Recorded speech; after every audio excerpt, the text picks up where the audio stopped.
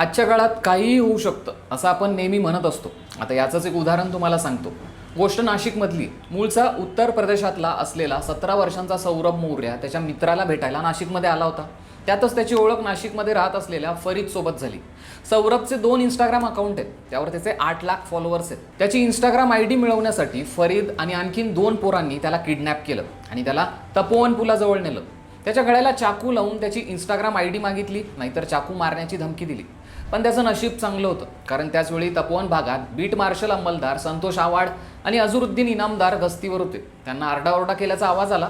त्यांनी मोठ्या हिमतीने मागून जाऊन त्या मुलांच्या हातातला चाकू काढून फेकला आणि सौरभचा जीव वाचवला आणि त्या पोरांना ताब्यात घेतलं गेलं. सौरभचे फॉलोअर्स बळकावून त्याचे पैसे कमवण्याचा त्यांचा प्लॅन होता. इन्स्टा फॉलोअर्स मिळवण्याच्या नादापायी जीव घेण्यापर्यंत ही तरुण मुलांची आता मजल गेली आहे. या सगळ्या प्रकाराला नक्की जबाबदार कोण आहे? कमेंट करून नक्की सांगा.